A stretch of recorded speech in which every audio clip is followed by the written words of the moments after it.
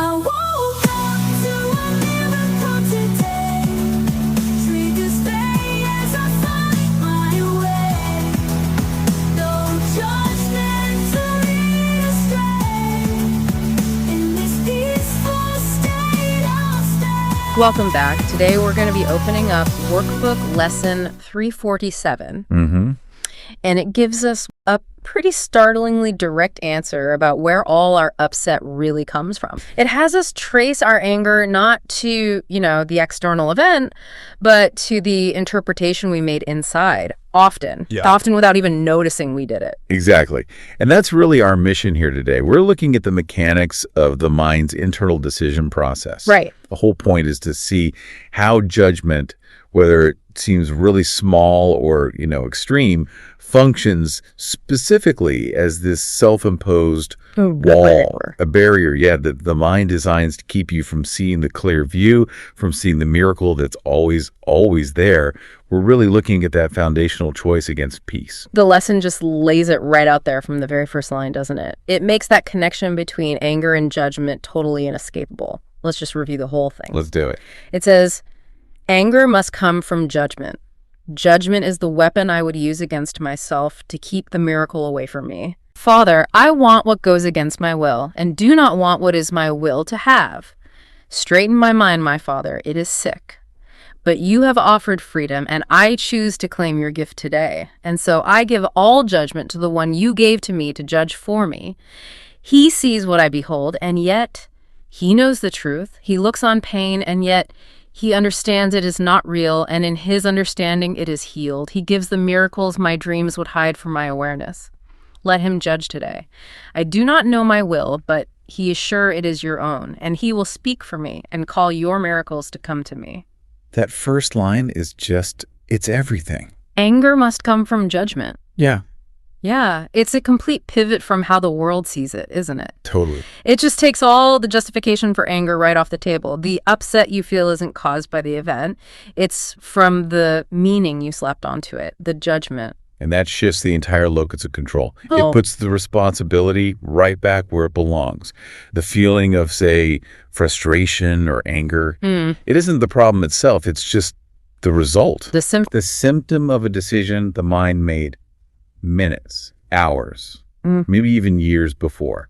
These quiet, almost invisible little choices we make carry the most weight.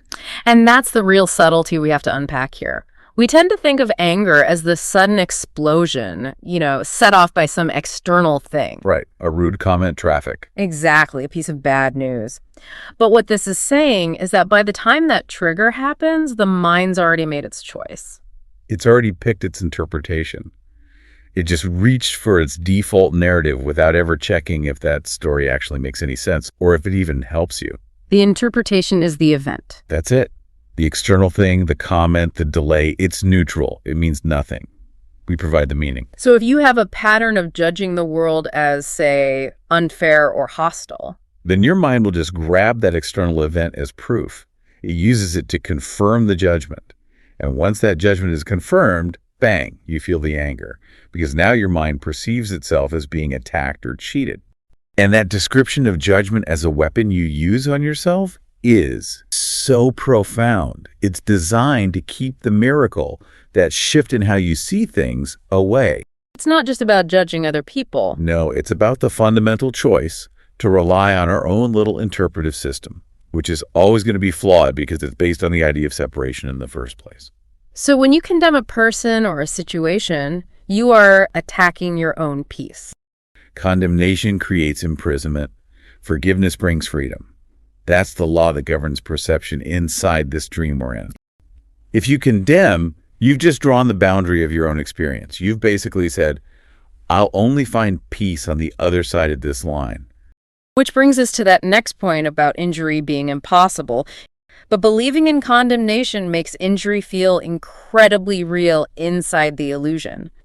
If I believe your mistake deserves my condemnation, then my mistakes must deserve it too.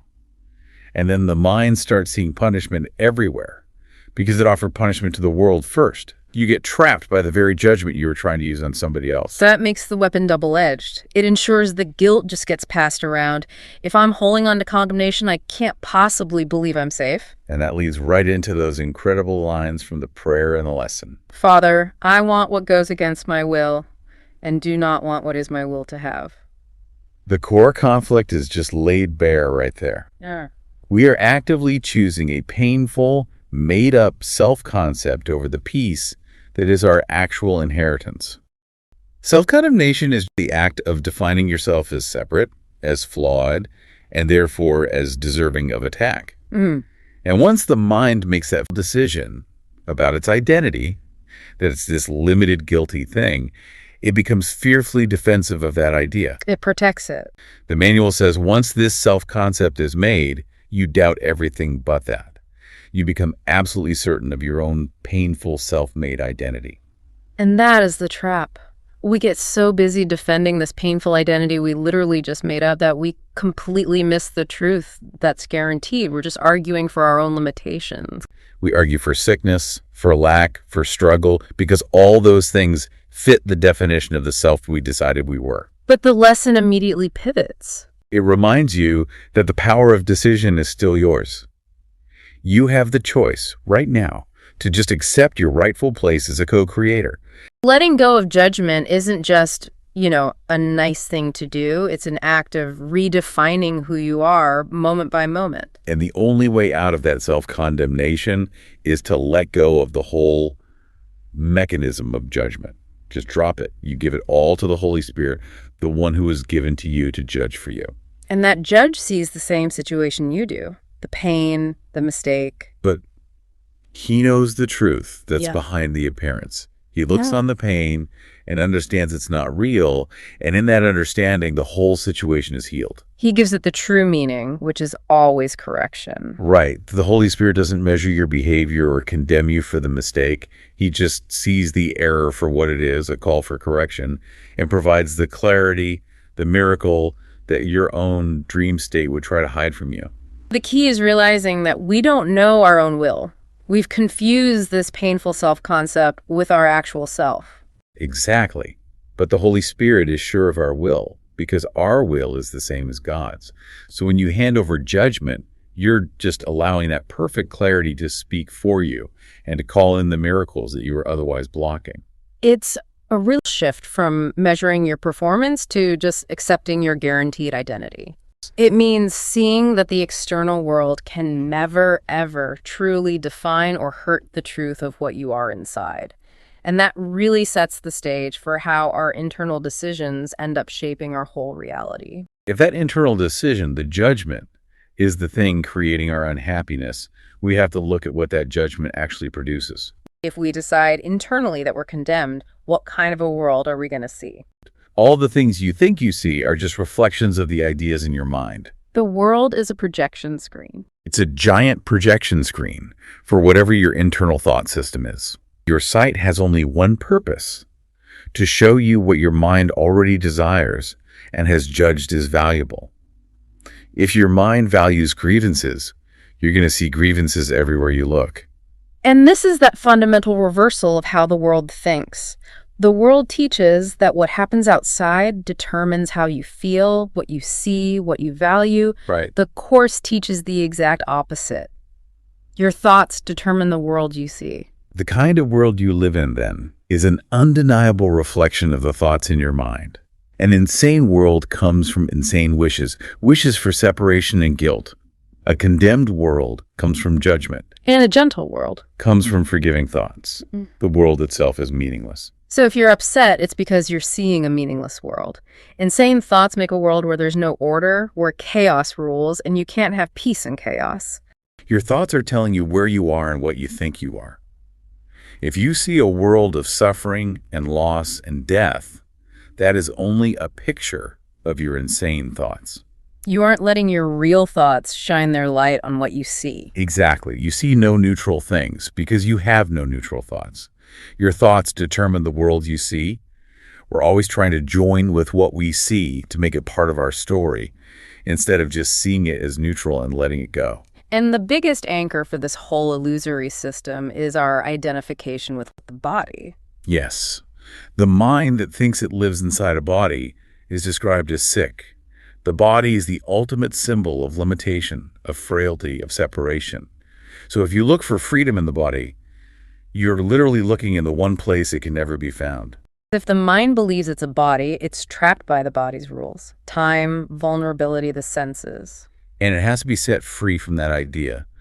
Our real awareness, our identity, is completely whole and unlimited.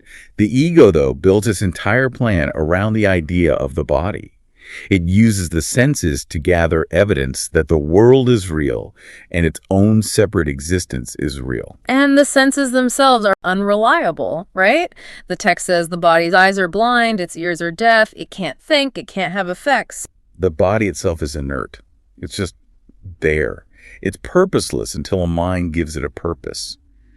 We invest so much belief in what the body sees and hears, but all it's doing is filtering sensory data to conform to the judgments the mind has already made. The images we make with those senses can't possibly stand up against what God knows us to be. Which is unlimited and whole. So we've basically built this entire structure, the world, the body, our senses, all to confirm the self-condemning judgment we made in the first place. That's it.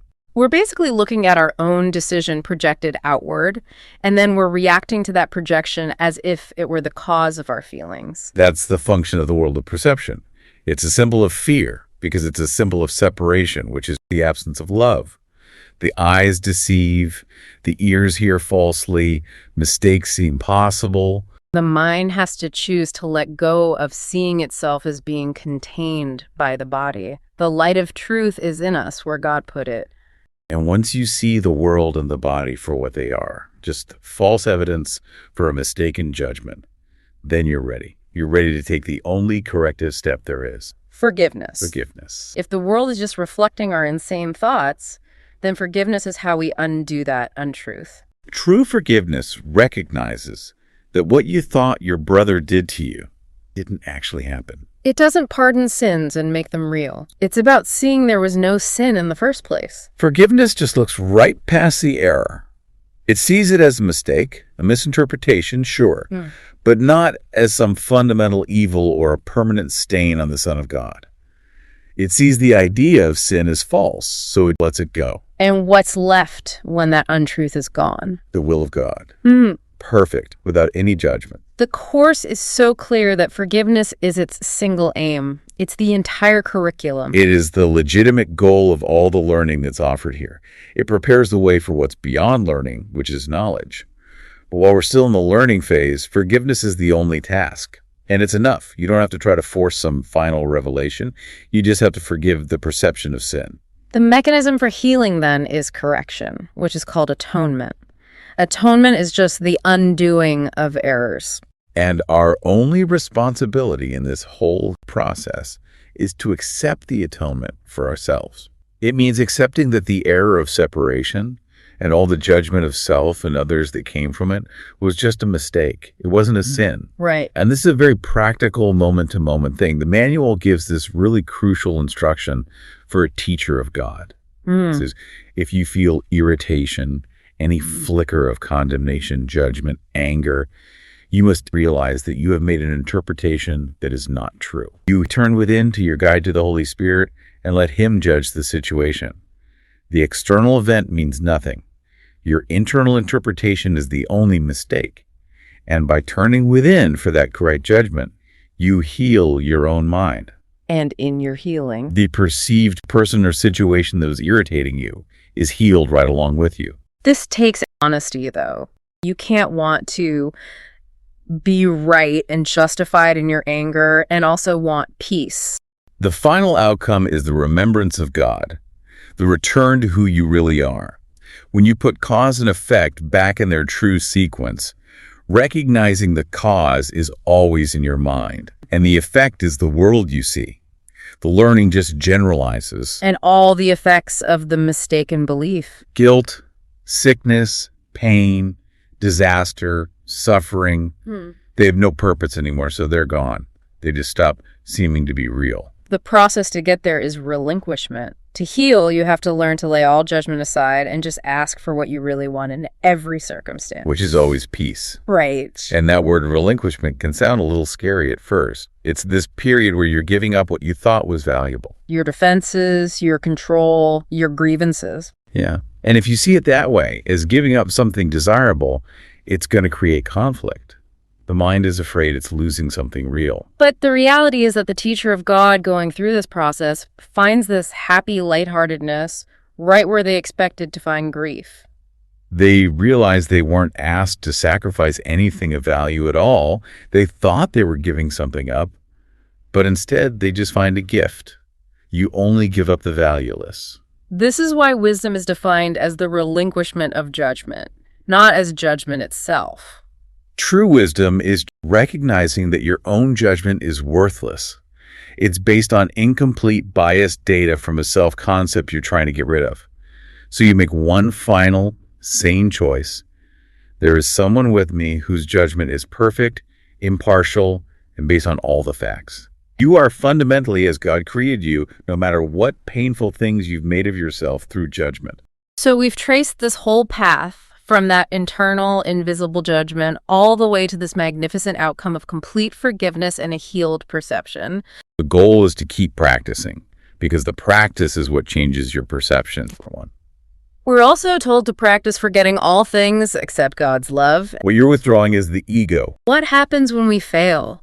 When we fall right back into judgment? You lapse back into condemnation.